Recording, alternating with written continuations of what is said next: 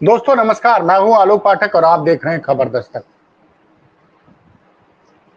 बड़ा बद, बड़े बदलाव के संकेत साफ साफ दिख रहे हैं। मैं यहाँ पे मौसम के बदलाव की बात नहीं कर रहा हूँ, मैं यहाँ राजनीतिक बदलाव की बात कर रहा हूँ। बात कर रहा हूँ देश के सबसे बड़े राज्य उत्तर प्रदेश की। आबादी के हिसाब से, क्षेत्रफल के हिसाब से नहीं, आबादी के हिसाब से देश के सबसे बड़े राज्य उत्तर प्रदेश, जहाँ से 80 लोकसभा सीटें आती हैं। और उत्तर प्रदेश के जो जीत लेता है वो उसकी केंद्र में सरकार बनती है। छोटा राज्य है बगल में बिहार, वहां पे चुनाव है अक्टूबर नवंबर में।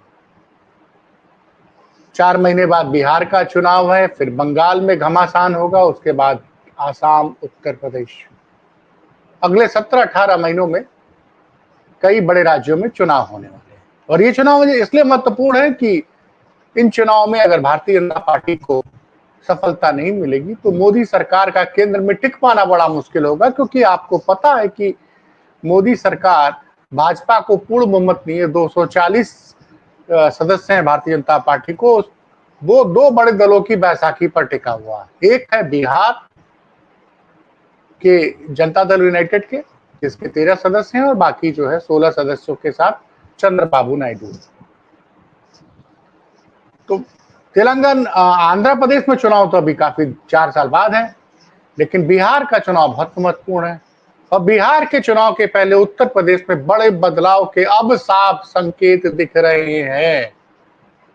बड़ी खबर जो दिल्ली से आ रही है, बड़ी खबर, इस वक्त की बड़ी खबर जो मैं आपको दे रहा हूं, जो इस वक्त दिल्ली से आ रही है, वो ये है कि फेरबदल की यूपी में फेरबदल की संभावना तेज है।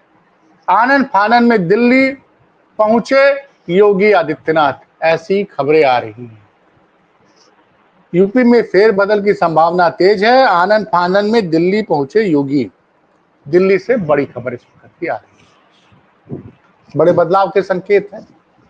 लगातार उत्तर प्रदेश में राजनीतिक हलचल मची हुई है पिछले 2-3 महीनों से। पहले संभावना थी कि उत्तर प्रदेश में बड़े बदलाव अप्रैल के महीने में हो जाएंगे, लेकिन पहलगाम की घटना, उसके बाद ऑपरेशन सिंदूर की वजह से वो चीजें थोड़ी टल सी गई थी। और ऑपरेशन सिंदूर के बाद भारतीय जनता पार्टी को यह लगा कि ऑपरेशन सिंदूर की लोकप्रियता की वजह से सारी परेशानी का उनको, मतलब जो उनकी आंतरिक परेशानियां थी, जिस तरह से उनको लगा था उनका जनाधार कम हो रहा है, वो ऑपरेशन सिंदूर के बाद उनका जनाधार बढ़ेगा। लेकिन जो चुनावी सर्वे आए हैं, प्री पोल्स सर्वे जो कहते हैं, वो आए हैं बिहार से, उसने नींद उड़ा दी है। उसने नींद उड़ा दी और भारतीय जनता पार्टी को अब समझ में आ रहा है कि उत्तर प्रदेश में एक बड़े ऑपरेशन की जरूरत है। और ये बड़ा ऑपरेशन बिहार चुनाव के पहले ही करना पड़ेगा, नहीं तो इसका खामियाजा आपको बिहार में भी भुगतना पड़ेगा। देखिए, बिहार में चुनाव है, बिहार में एनडीए की सरकार है, लेकिन बिहार चुनाव में एक अति पिछड़ा व्यक्ति उत्तर बिहार का मुख्यमंत्री है। नीतीश कुमार जी मुख्यमंत्री हैं, पिछड़े समाज के। तो वहां पे तो बीजेपी फायदे में, को लग सकता है कि हमारा भाई पिछड़े समाज का मुख्यमंत्री है। लेकिन उत्तर प्रदेश, जहां पे भाजपा के इस योगी सरकार पे लगातार आरोप लग रहे हैं, विपक्ष लगातार ये आरोप लगा रहा है कि पिछड़े और दलितों का के हितों की उपेक्षा की जा रही है, उनको न्याय नहीं मिल पा रहा है। और पिछले अगर 10-15 दिन की घटनाएं देखें तो 2-3 घटनाओं का मैं जिक्र करूंगा। कानपुर में एक सीएमओ थे, दलित समाज के हरदत्त नेमी, उनका वहां के जितेंद्र बहादुर से जो एक विशेष बिरादरी के बताए जाते हैं, आप सब समझ रहे हैं, कि जिसमें कहा जाता है कि योगी जी की सरकार में जो एक जाति को थोड़ा एज है, उस जाति के वो बताए जाते हैं कानपुर के डीएम। तो कानपुर के जितेंद्र बहादुर सिंह और दलित समाज के हरदत्त नेमी के बीच में विवाद हो जाता है, डीएम और सीएमओ के बीच में। सुनिए, सोचिए, जिला के जो 2 महत्वपूर्ण विभाग हैं, जिलाधिकारी और सीएमओ के बीच में अनबन हो जाती है। डीएम साहब चिट्ठी लिख देते हैं कि सीएमओ को सस्पेंड किया जाए। बड़ी खबर यह नहीं कि डीएम ने सीएमओ के खिलाफ चिट्ठी लिखी कि सीएम को ट्रांसफर किया जाए, सीएमओ को।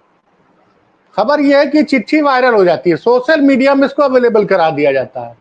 फिर सीएमओ साहब के पक्ष में से चिट्ठियां शुरू होती हैं, उसमें जो है, जो जून के अंतिम हफ्ते में सीएमओ साहब को सस्पेंड कर दिया गया। सीएमओ साहब चले गए हाई कोर्ट से स्टे ले आए। हाई कोर्ट से स्टे ले आए तो पहले तो हाई कोर्ट के स्टे से मानने से इनकार कर दिया उत्तर प्रदेश सरकार के काबिल अधिकारियों में, जिसमें कि स्वास्थ्य विभाग के प्रमुख सचिव मालूम हैं, उनका भी नाम आ रहा है, कानपुर के डीएम का भी नाम आ रहा है।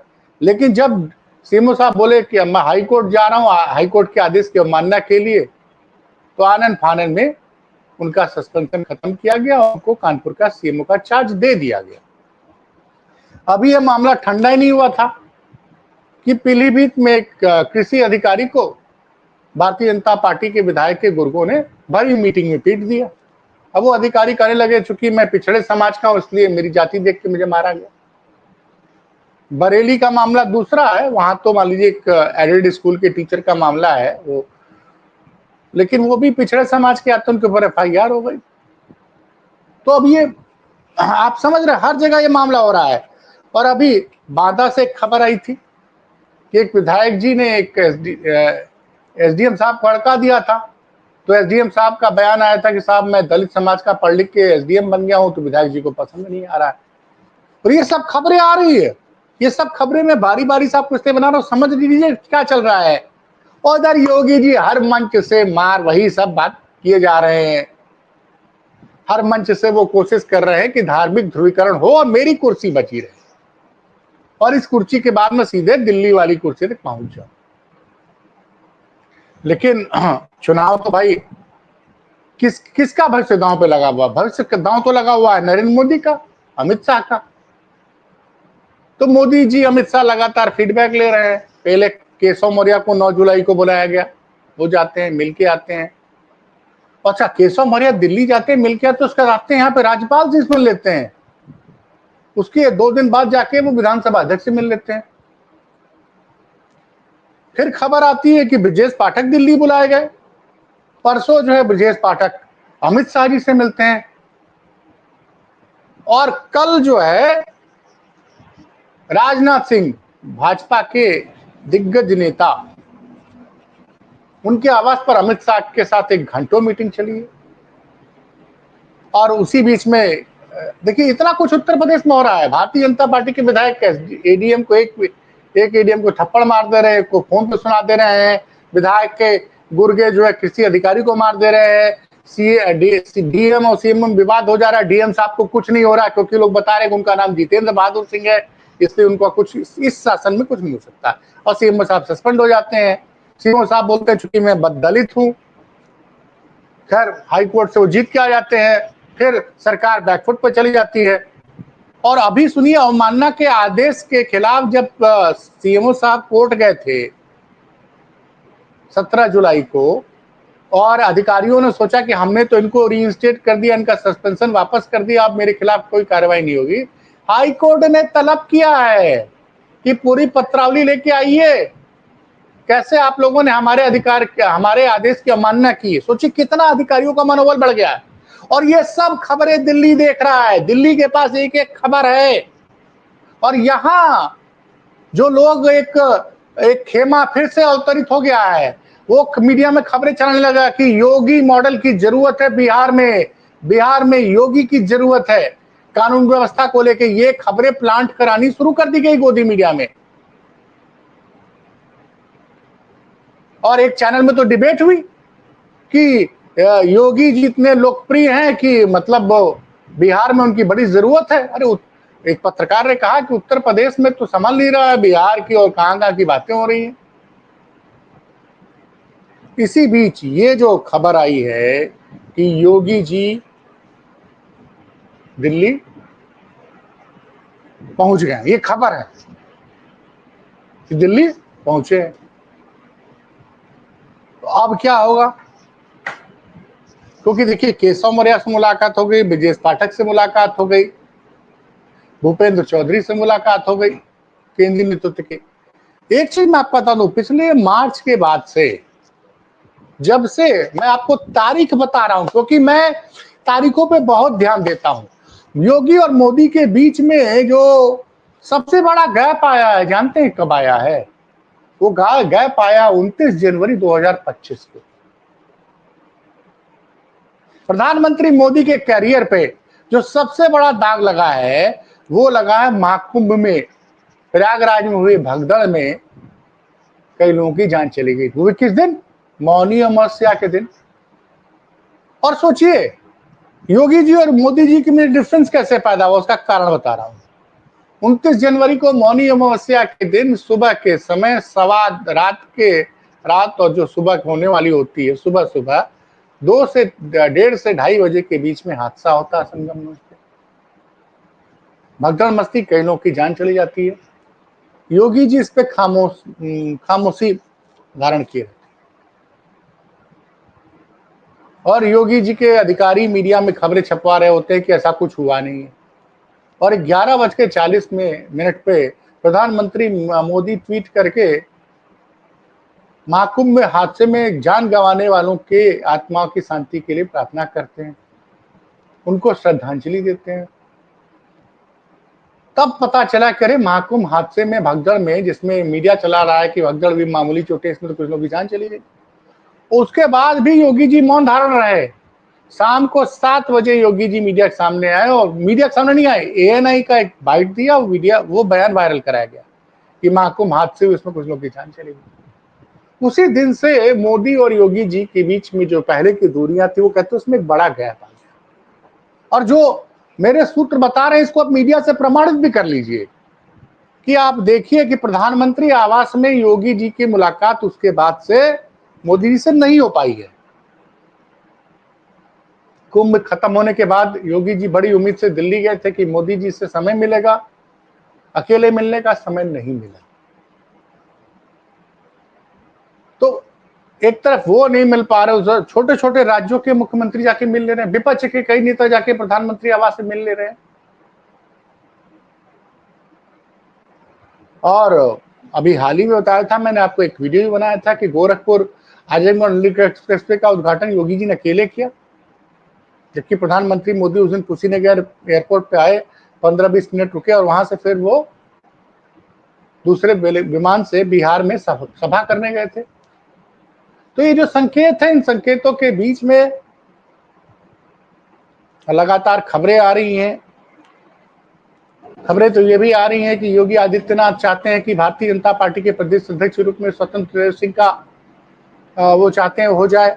स्वतंत्र देव सिंह के, मुझे लगता है आज दिल्ली में स्वतंत्र देव सिंह को लेकर भी बातें होंगी, क्योंकि कुछ मीडिया रिपोर्ट्स हैं कि मीडिया रिपोर्ट्स का ये तो सार्वजनिक पटल पर है कि उत्तर प्रदेश में जल शक्ति मंत्रालय में प्रधानमंत्री की जो बहुत महत्वाकांक्षी योजना है कि हर घर में नल के जरिए पानी मिले, तो हर घर जल योजना में उत्तर प्रदेश में जल शक्ति मंत्रालय में बड़े भ्रष्टाचार की खबरें हैं। पिछले 4-5 महीने में कई पानी की टंकियां जो नई नई बनाई गई थी गांव में, हर घर जल योजना के, उसमें कई टंकियां टूट के पहले ट्रायल में टूट गई। एक एक टंकी के बनाने की लागत 8-8, 10-10 करोड़ रुपए के करीब बताई जा रही है। और उसी में सुनने में आया है कि भी हाल में जांच एजेंसियों ने, केंद्रीय जांच एजेंसियों ने कई जगह छापे मारे, उसमें कुछ पुख्ता सबूत मिले हैं। और जिस मंत्रालय में ऊपर गंभीर आरोप लग रहे हैं, उसी मंत्रालय के मंत्री को लेकर, स्वतंत्र देव सिंह को लेकर योगी जी हर जगह घूम रहे हैं। अभी बनारस भी गए थे परसों। अच्छा, दूसरी बात यह है कि योगी जी वही टोन रखे हुए हैं। अब कल जो है वो बनारस में भाषण दे रहे हैं और बनारस में भाषण दे रहे थे कि ये लोग जो है बात नहीं सुनते हैं, मुहर्रम में तजिया जो बड़ा बना देंगे और उपद्रव करेंगे। तो और हमने पुलिस को कहा कि भाई ये लोग नहीं मानने पे इनको बल प्रयोग करो। और कह रहे हैं कि एक आदमी भगवा गमछा बोला पहना था और अल्लाह अकबर के नारे लगा रहा था। उनकी मतलब लगता है कि वो उसी एंगल पे ले जाना चाहते हैं कि उसी हिसाब से धर्म हिंदू मुस्लिम होता रहे, ताकि उनको फायदा चुनाव में होता रहे और ध्रुवीकरण हो और वो चुनाव जीतते रहे। लेकिन उत्तर प्रदेश में क्यों बदली है परिस्थितियां?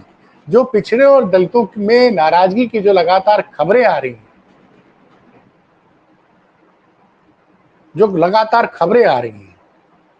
और लगातार संकेत भी आ रहे हैं। अब तो कई अधिकारी भी सोशल मीडिया में आके बाकायदे बयान दे रहे हैं, मीडिया में बयान दे रहे हैं कि हम दलित हैं, हम पिछड़े हैं, इसलिए हम पे कार्रवाई की जा रही है। इस तरह के हालात उत्तर प्रदेश में कभी नहीं थे कि जातिवाद का एंगल अधिकारी आके ये बोले कि हम दलित हैं, हम पिछड़े इसलिए हम हमारी जाति देखकर हमारे ऊपर कार्रवाई की जा रही है, या विधायक जी को अच्छा नहीं लग रहा कि दलित पढ़ लिख के, जैसे बांदा का मैंने बताया, भाजपा के विधायक थे, अधिकारी ने बोला कि वह दलित तो पढ़ लिख के एसडीएम बन गया, तो अधिकारी नेताजी को अच्छा नहीं लग रहा है। किसी अधिकारी महोदय ने बताया कि हमारी हम जात, बकायदे खबर छपी है भास्कर की, मैं भास्कर की खबर छपी है कि जाति के कारण मेरे ऊपर कार्रवाई हो रही है।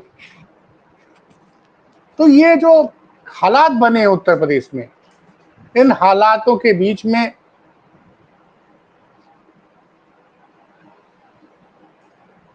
भाजपा की स्थिति अच्छी नहीं है। अब योगी जी आज दिल्ली पहुंच गए, ऐसा मीडिया सूत्रों से, मीडिया के हवाले से खबर आ रही है।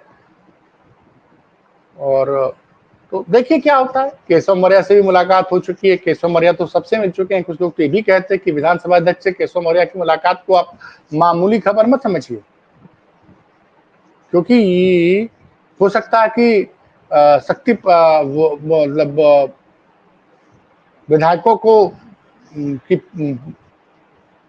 शक्ति प्रदर्शन की नौबत ना आ जाए उत्तर प्रदेश में विधानसभा के अंदर।